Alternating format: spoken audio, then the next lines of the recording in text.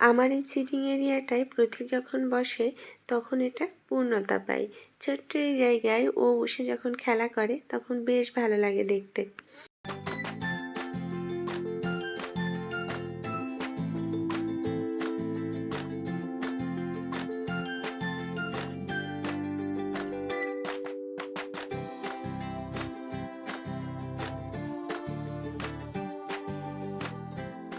আসসালামু আলাইকুম, কেমন আছেন সবাই? আশা করছি যে যেখান থেকে এই মুহূর্তে আমার ভিডিওটি দেখছেন সবাই ভালো আছেন, সুস্থ আছেন। আলহামদুলিল্লাহ, আমিও ভালো আছি। আজকে সকাল থেকে কিন্তু রোদ ওঠেনি, রোদের দেখা নেই বললেই চলে। একদম কুয়াশায় সব কিছু ঢেকে আছে, আর সেই সাথে শীতটাও বেশ জাঁকিয়ে পড়েছে। বেশ কয়েকদিন যাবৎ কিন্তু শীতটা খুব একটা ছিল না, হালকা গরমই ছিল, মাঝে মাঝে ফ্যান চালানো লাগছিল। তো এখন দেখা যাচ্ছে কি একটু শীতটা বেশি পড়েছে। আমার মনে হচ্ছে এই সিজনে সব থেকে বেশি শীতটা পড়া শুরু হয়ে গেছে, কারণ এতদিন তো ঠিকঠাক মতো শীত পড়েনি।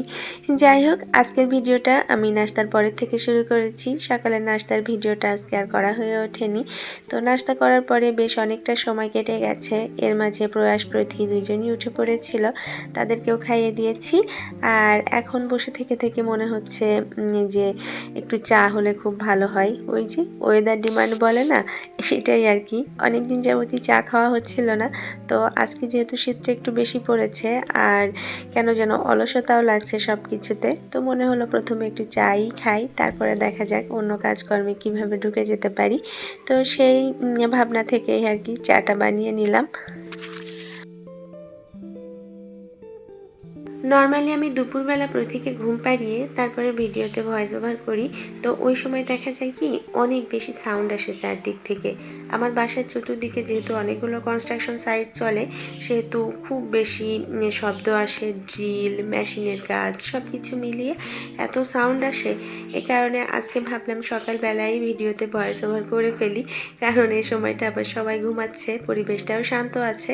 কিন্তু ভয়েস ওভার করতে যেয়ে দেখি গলার স্বরটা একটু অন্যরকম হয়ে আছে, ভারী। আসলে ঘুম থেকে ওঠার পরে কিন্তু গলার স্বরটা ভারী হয়েই থাকে।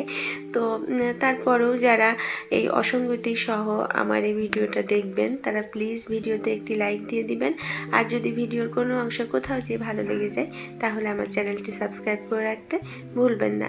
সাবস্ক্রাইব করে পাশে থাকা বেল বাটনটি প্রেস করে রাখবেন, তাহলে আমি কোনো ভিডিও দেওয়া মাত্র আপনার কাছে নোটিফিকেশন চলে যাবে। আর আপনার যদি সময় সুযোগ হয়, ভালো লাগে, তাহলে আপনি সেটা দেখেও নিতে পারবেন। প্রথির কেন যেন ইদানিং একটা অভ্যাস হয়েছে, আমার কোনো একটা ওড়না নিয়ে সে খেলে বেড়াবে। তো এই তো বারান্দায় দাঁড়িয়ে সে খেলছে, আর এখন একটু একটু রোদের দেখা যাচ্ছে আর কি। তো সে কারণে আর ওকে মানা করলাম না। আর এই যে ছোট্ট সিটিং এরিয়াটা, এখানে প্রথি বসার পরে মনে হয় যে অনেক বেশি পূর্ণতা পায়। এই ছোট্ট জায়গায় ও যখন বসে খেলা করে তখন কিন্তু বেশ ভালো লাগে। প্রয়াসের বাবার এক জুনিয়র আছেন, ওনার বাড়ি হচ্ছে যশোর। তো উনি এই যশোর থেকে এই খেজুরের গুড়টা এনে দিয়েছেন। প্রতিবারই ওনার মাধ্যমে এই গুড়টা আনানো হয়, তবে গতবার মিস হয়ে গিয়েছে, যে কারণে আমার পিঠা খাওয়া খুব একটা হয়ে ওঠেনি, কারণ ঢাকাতে তো খুব একটা ভালো গুড় পাওয়া যায় না। যাই হোক, এবার যেহেতু এসেছে এবং যত্ন করে আমি তুলে রাখছি, কারণ এই গুড়টা আমার আগামী বছরেও কাজ দিবে। হয়তো আমি একটা দুইটা পিঠা খাবো, খুব বেশি যে খাবো তা তো না। তো এভাবে রেখে দিলে অনেক দিন ভালো থাকবে, আর যখন ইচ্ছা পিঠার জন্য কাজে লাগানো যাবে।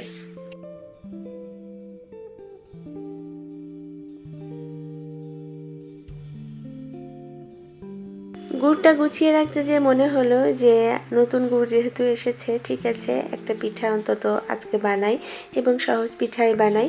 তো মনে হলো যে ঘরে তো সব কিছুই আছে, গুড়টাও আজকে ভালো পেয়েছি, তো ঠিক আছে কোনো একটা পিঠা আজকে একটু বানিয়ে ফেলি আর কি। তো এ কারণে গুড়টাকে একটু গলিয়ে আমি ঠান্ডা হতে রেখে দেব, কারণ অনেক বেশি গরম, তো এটা ঠান্ডা হলে তখন যে পিঠাটা আমি বানাতে চাই সেটা বানিয়ে ফেলবো আর কি।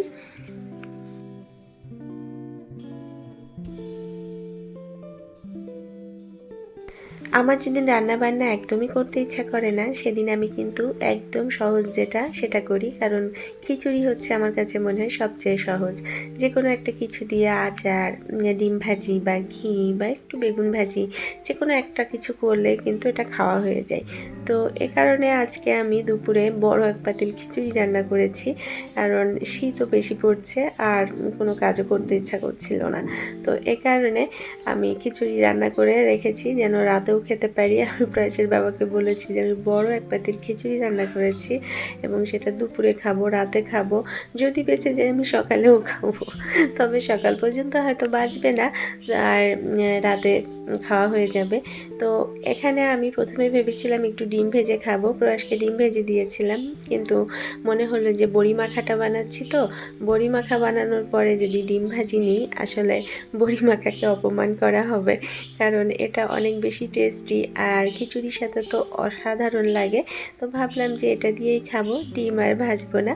তো বড়ি ভাজাটা তো আমি পেঁয়াজ, কাঁচামরিচ, লবণ, সরিষার তেল সব কিছু একসাথে মিশিয়ে জাস্ট বড়িগুলোকে হালকা ভেজে নিয়েছি, ছোট ছোট করে ভেঙে নিয়েছি, ভেঙে তারপরে ভেজে আমি এই পেঁয়াজ মরিচটার সাথে মাখিয়ে নিয়েছি। আর এখন খিচুড়ির সাথে অল্প একটু ঘি নিয়ে নিলাম। যাই হোক, এই তো আজকের মতো কিন্তু খাওয়াটা শেষ হয়ে যাবে।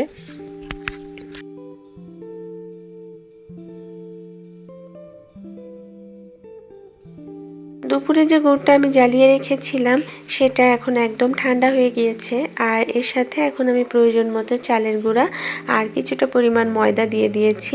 চালের গুঁড়া দিয়ে পিঠা বানালে হয় কি, পিঠা ভালো মতোই হবে, ফুলবে, কিন্তু ঠান্ডা হওয়ার পরে পিঠাটা একটু শক্ত হয়ে যায়। কিন্তু এর ভেতরে যদি অল্প কিছুটা পরিমাণ ময়দা দেয়া হয় তাহলে কিন্তু আর পিঠাটা শক্ত হয় না। দুদিন পর্যন্ত যদি এই পিঠা রেখে দেওয়া যায় তাহলেও কিন্তু পিঠাটা নরম থাকে। তো আমি গুড়ের সাথে ময়দা, চালের গুঁড়া ভালো মতো মাখিয়ে নিয়েছি হাত দিয়ে, আর এখন এখানে কিছুটা গুঁড়া দুধ দিয়ে দিলাম আর সাথে হালকা কুসুম গরম পানি দিয়ে ভালো মতো মিশিয়ে নিব। পিঠার এই ব্যাটারটা শুধুমাত্র যদি দুধ দিয়ে গুলিয়ে নেওয়া যেত তাহলে কিন্তু অনেক বেশি ভালো হতো, কিন্তু আমার তো আসলে অতটা পরিমাণ লিকুইড দেওয়ার অবস্থা নেই, কারণ এখানে গুড়টাই ছিল লিকুইড, এ কারণে আর বেশি লিকুইড লাগেনি, যে কারণে আমি গুঁড়া দুধ ব্যবহার করেছি। তাহলে কিন্তু আমি গরুর দুধ এখানে ইউজ করতাম বা গুঁড়া দুধটাকে পানি দিয়ে গুলিয়ে তারপরে ব্যবহার করতাম। তো যেহেতু এখানে গুড়টা লিকুইড ছিল আর লিকুইডের পরিমাণ আমার খুবই কম লেগেছে, সে কারণে আমি এখানে গুঁড়া দুধটাই দিয়েছি। আর এই তো পিঠা সুন্দর মতো কিন্তু এখন হয়ে যাবে, ভালো মতোই ফুলে উঠেছে। আর প্রতিবার এই পিঠা বানাতে যাওয়ার পরে আমার মনে হয় যে প্রথম পিঠাটা দেওয়ার পরে ফুলবে কিনা, তো দেখা যায় যে না, ফুলে ভালোই।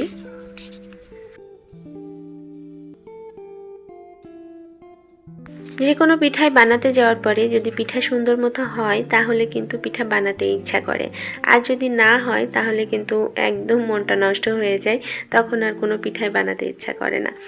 তো পিঠা যেহেতু সুন্দর মতো হচ্ছে, আমারও বানানোর ইচ্ছা কিন্তু অনেক বেশি বেড়ে গিয়েছে, আর একটু তাড়াতাড়ি হয়, এ কারণে আমি একই সাথে দুইটা পিঠা ভেজে নেওয়ার চেষ্টা করি। যেমন ওই পিঠাটা তো উল্টে দিয়েছি, ওটা এখন শুধু ভাজা হবে, আর পাশে যেহেতু জায়গা ছিল এই যে আমি আরেকটা পিঠা দিয়ে দিলাম। তো এইভাবে যদি বড় জায়গা হয়, কেউ যদি ফ্রাই প্যানে বানিয়ে থাকেন তাহলে দুইটা তিনটা পিঠা একসাথে বানিয়ে নিলে কিন্তু খুব তাড়াতাড়ি হয়ে যায়।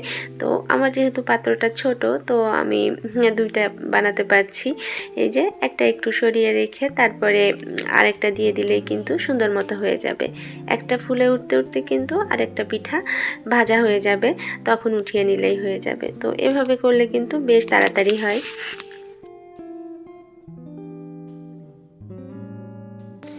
পিঠাটা বানাতে বানাতে সন্ধ্যার কাছাকাছি চলে এসেছি, আর আজকে সন্ধ্যায় এটাই আমাদের নাস্তা। তো এখান থেকে আপনাদের কাছ থেকে আজকে বিদায় নিয়ে নিচ্ছি। দেখা হবে আপনাদের সাথে নতুন কোনো ভিডিওতে। ততক্ষণ পর্যন্ত আপনারা সবাই ভালো থাকবেন, সুস্থ থাকবেন। আর যেতে যেতে সেই পুরনো কথাটাই আবার মনে করিয়ে দিচ্ছি, যদি ভিডিওটি ভালো লাগে তাহলে প্লিজ ভিডিওতে একটি লাইক দিবেন আর চ্যানেলটি সাবস্ক্রাইব করে আমার পাশেই থাকবেন। আল্লাহ হাফেজ।